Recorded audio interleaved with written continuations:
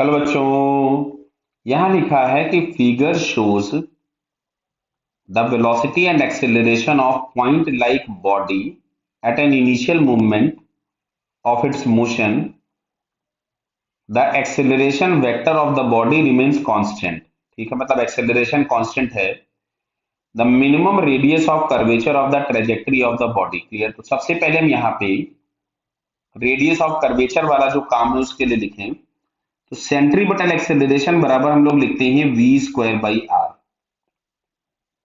जब radius of curvature minimum होगा तो सेंट्रीपिटल एक्सेलरेशन मैक्सिमम होगा।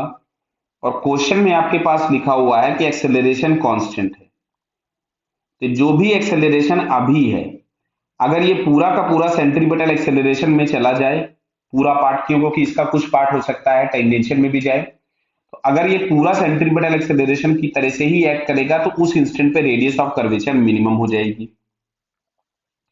तो एक काम करते हैं, v का एक कंपोनेंट ले लेते हैं हम लोग इस डायरेक्शन में। तो ये एंगल अगर आपके पास 90 है तो ये एंगल हो गया 60।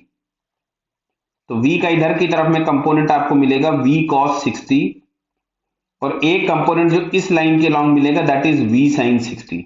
बराबर है, मैं इधर लिख दे रहा हूं इसको। तो v cos 60 हम लोगों के पास एक्सेलरेशन के परपेंडिकुलर आ गया।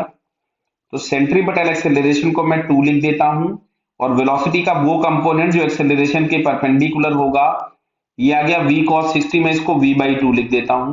अच्छा, v बराबर 8 दिया था तो ये हो गया 4।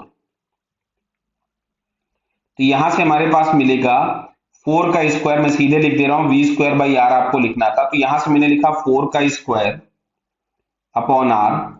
तो r इज इक्वल्स टू मिलेगा 16 बाई 2, दैट इज 8 मीटर। तो मिनिमम रेडियस ऑफ कर्वेचर हम लोगों के पास कितनी मिलेगी, 8 मीटर, जो कि यहाँ पे थर्ड वाले ऑप्शन में दिया है। क्लियर है।